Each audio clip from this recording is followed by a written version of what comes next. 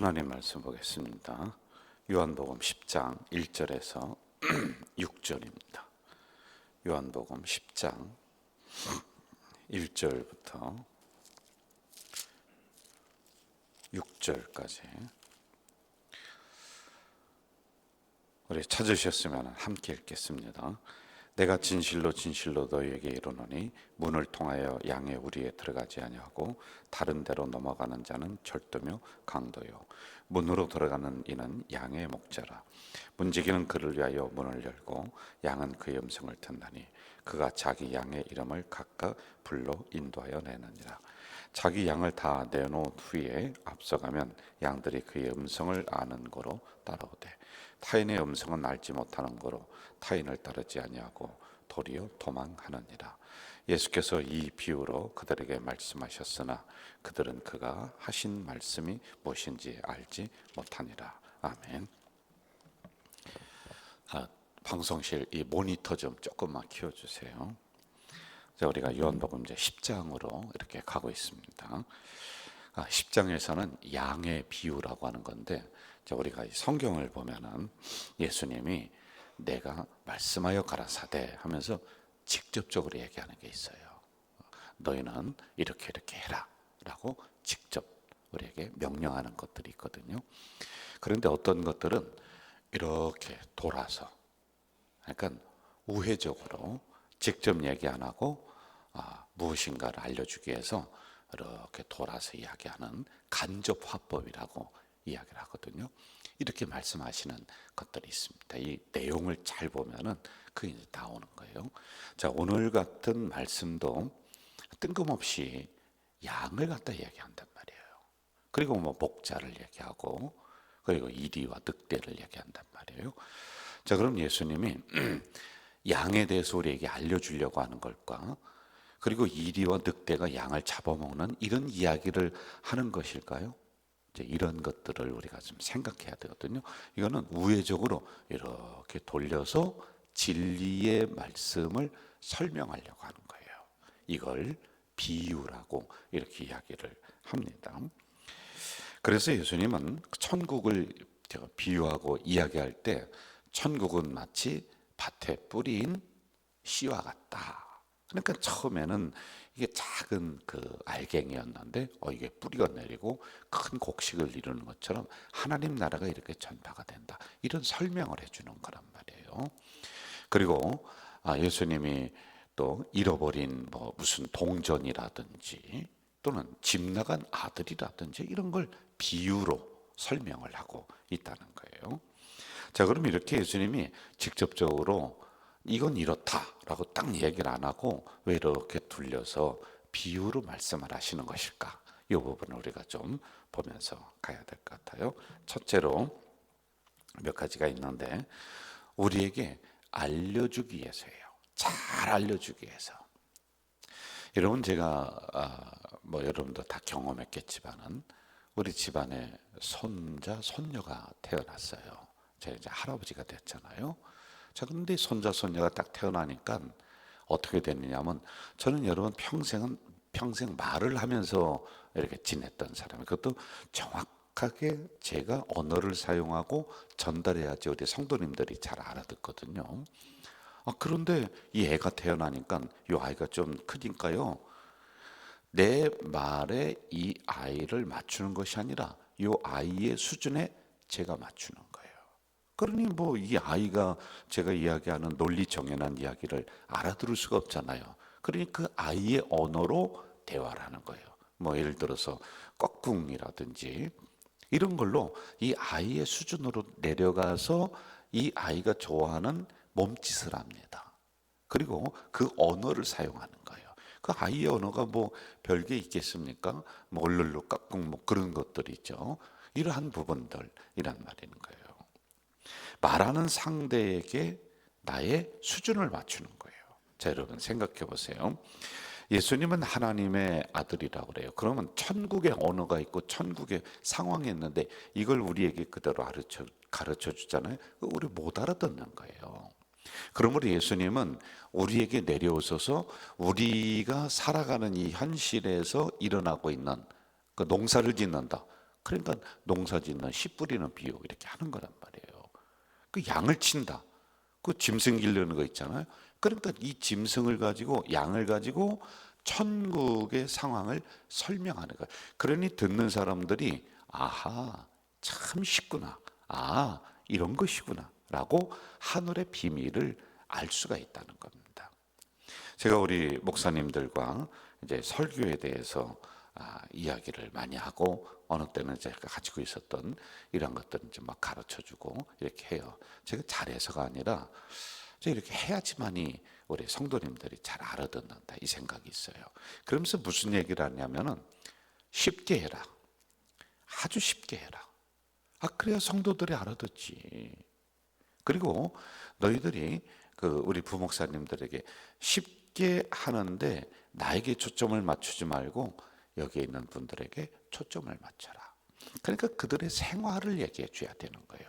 그래야지 하나님의 말씀이 나에게 다가온단 말입니다. 이런 부분을 제가 많이 이야기를 합니다. 그래서 우리에게 알기 쉽게 하기 위해서 이러한 비유로다가 말씀을 해주신 것이다 라는 거예요.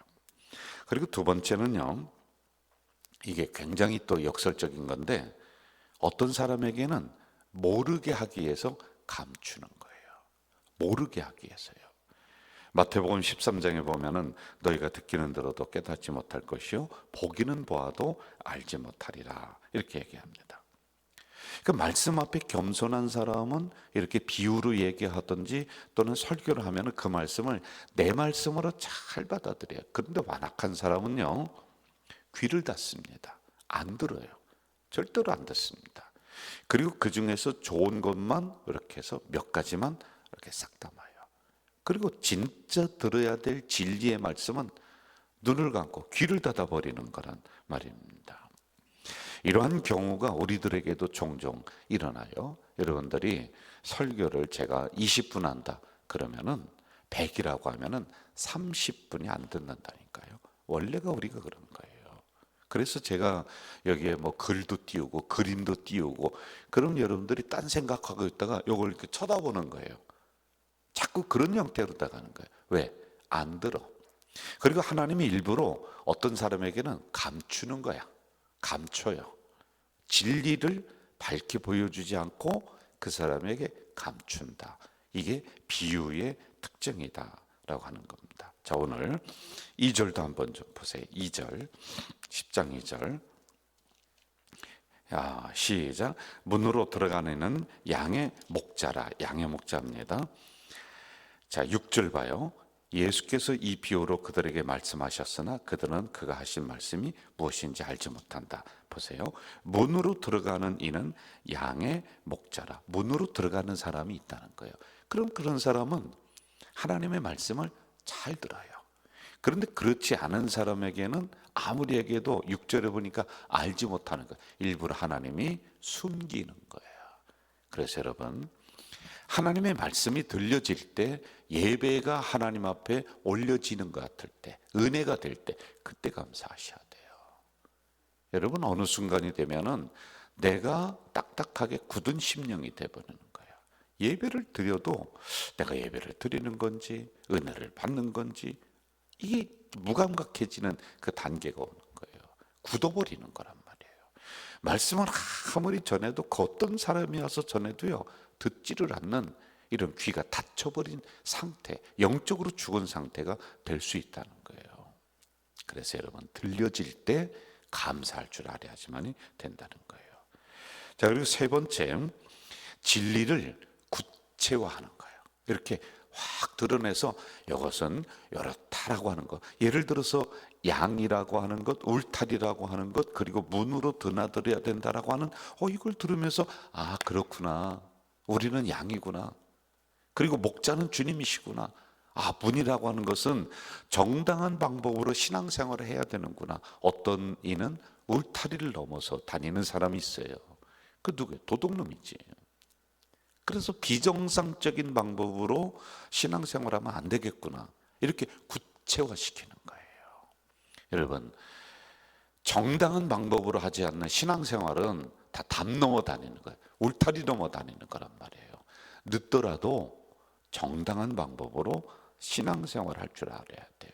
그래서 비결 좋아하지 마라 그랬어요.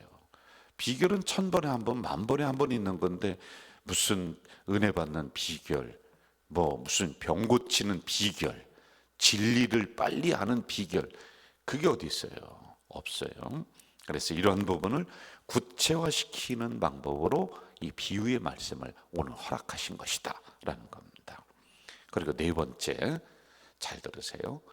이 말씀을 이렇게 비유로다가 하잖아요. 그러면 잊어버리지 않는다는 거예요. 아, 양, 아, 음매, 그때 목사님이 그렇게 설명을 했어 라고 우리가 기억을 하는 거란 말이에요. 그리고 다섯 번째는요, 계시적인 의미가 이 안에 담겨 있어요. 계시적인 의미라고 하는 것은 어느 때는 숨겨, 이 말씀을 숨겨, 그리고 누구에게는 알려줘. 이게 계시적 의미란 말이에요. 저는 여러분들에게는 이 새벽에 오늘 말씀이 진리로 다가오기를 주 이름으로 축원합니다. 자, 한번 또 우리가 같이 보겠습니다. 1절을 봅시다. 1절 같이 읽을까요? 시작. 내가 진실로 진실로 너에게 이르노니 문을 통하여 양의 우리에 들어가지 아니하고 다른 데로 넘어가는 자는 절도며 강도다. 여기서 양은 누굽니까? 양, 말할 것도 없이 여러분과 저란 말이에요. 자, 그럼 1절에 보니까 이 양은 문을 통하여 우리에 들어가, 문을 통하여 자기 집에 들어간다는 거예요. 정당한 방법이라고 했습니다. 신앙생활도 옆으로 자꾸 새는 분들이 진짜 많아요. 정당한 방법은 몇 가지가 있어요. 오래 걸립니다. 그리고 정당한 방법은 지루함이 있어요. 그런데 그렇지 않은 부분들은요, 빨리 가려고 하고 막 재미만 추구하려고 하는데 신앙은 그게 아닌 거예요. 그래서 우리는 평생을 이 길을 뚜벅뚜벅 걸어가야지만이 되는 거예요. 그리고 정당한 방법은요, 많은 사람들에게 미련한 것처럼 보여요. 그런데 미련한 것이 오히려 하나님이 보시기에는 지혜로운 거란 말이에요. 그래서 우리가 신앙생활 올바로 하는 사람은 세상에서 볼 때는 뭐라고 하느냐면, 야, 저 사람 좀 바보 같다, 이 이야기를 듣는 거예요. 그런데 그 이야기를 듣는 사람들이 진짜 신앙생활 하는 거예요. 그래서 여러분, 문을 통하여 드나들기를 주 이름으로 축원합니다. 그리고 여기에 보면은 울타리가 나와요. 울타리, 울타리. 그럼 울타리는 뭐냐는 거예요. 울타리의 역할은 나를 보호해 주는 거예요. 그래서 울타리는 첫 번째로 진리 되시는 하나님의 말씀이 나를 보호해. 이게 여러분들의 생활을, 여러분들의 삶의 터전을, 여러분의 자녀를 보호하는 줄로 믿습니다. 그리고 울타리가 또 뭐냐? 우리 눈에 보이는 게 있어. 울타리가 교회입니다. 하나님이 교회를 주신 거예요. 그래서 울타리를 벗어나면은 위험에 노출돼, 말씀을 벗어나면은 위험에 노출돼, 그리고 우리에게 주신 교회를 벗어나면은 우리가 위험에 노출돼. 그게 뭐예요? 이리와 늑대, 사단. 이게 우리를 우는 사자처럼 기다리고 있는 거란 말입니다. 이러한 뜻이 있어요. 그리고 이름을 각각 부른다고 했는데, 여러분, 우리는 구원은 개인적이에요. 예수님은 나의 주님이야. 한번 따라해봐요. 예수님은 누구? 나의 주님이야. 우리가 아니야. 개인적이에요. 나에게 은혜 주시고 나에게 말씀 주시고 나를 복되게 하시는 그 하나님인 줄 믿습니다. 이렇게 내 하나님이란 말이에요. 그래서 이름을 각각 부르는 거란 말이에요. 절도, 강도, 이것은 울타리가 아닌 정당한 방법이 아닌 사람들이 그들에게 붙여진 이름이에요. 이게 여러분 신앙도 그렇게 신앙생활하면 안 된단 말입니다. 자, 그러면은 우리가 이 부분을 한번 보고서 마무리합시다. 성령론 그리고 구원론 다 잘 써 있어요. 다 괜찮아요. 그런데 한 가지가 안 써 있는 거예요. 그게 뭐냐? 울타리가 없어. 교회론이 없어. 말씀론이 없는 거예요. 그래서 성령론, 구원론, 뭐 성령 받는다, 뜨겁다 했는데 실제적으로 그 심령 속에 들어가 보면은 공허해, 꼭 풍선 같단 말이에요. 그러니 여러분 다른 데로 다 끌려가는 거예요. 울타리가 나를 보호해 줘야 되는데 이 진리의 말씀이 그 심령 속에 없단 말이에요. 왜? 목자 안 따라가니까 그런 거예요. 목자는 누굽니까? 예수 그리스도예요. 그런데 오늘 우리 가자제일교회 눈에 보이는 목자로 대행하고 위임하는 목자로 주셨는데 그게 누구냐? 목사님들이란 말이에요. 그들을 통해서 전하는 말씀을 우리가 드려야지 되는데 이게 없는 거야. 그러니까 울타리가 없는 거야. 교회론이 없고 말씀론이 없는 거란 말이에요. 이게 중요합니다. 그래서 저는 이번 비유를 통해서 제가 오늘 전체적인 것 말씀을 했는데 여러분에게 교회론이 그리고 말씀론이 서기를 주의 이름으로 축원합니다. 말씀을 내 주변 울타리에 잘 칠 때 말씀이 여러분이 보호해요. 그리고 교회가 나를 보호한다 라는 이 믿음으로 오늘도 승리하며 나가는 우리 주의 백성 되길 주의 이름으로 축원합니다. 사랑하시는 아버지 하나님, 양은 울타리 안에 있을 때, 진리의 말씀과 교회 안에 있을 때 어둠의 세력으로부터 보호를 받고 또한 악한 세력으로부터 보호를 받는 줄 믿습니다. 하나님의 말씀이 오늘도 우리를 인도할 수 있도록 도와 주시옵소서. 교회가 나를 보호하는 이 은혜에 머무를 수 있도록 주님 오늘도 역사해 주시옵소서. 나를 향해 목자가 말씀하시는데 그 말씀을 믿고 따르는 오늘 하루가 될 수 있도록, 그래서 승리하며 나가는 이 하루가 될 수 있도록 인도해 주시옵소서. 예수님의 이름으로 기도하옵나이다. 아멘. 하늘에 계신 우리 아버지, 아버지의 이름을 거룩하게 하시며 아버지의 나라가 오게 하시며 아버지의 뜻이 하늘에서와 같이 땅에서도 이루어지게 하소서. 오늘 우리에게 일용할 양식을 주시고 우리가 우리에게 잘못한 사람을 용서하여 준 것 같이 우리 죄를 용서하여 주시고 우리를 시험에 빠지지 않게 하시고 악에서 구하소서. 나라와 권능과 영광이 영원히 아버지의 것입니다. 아멘.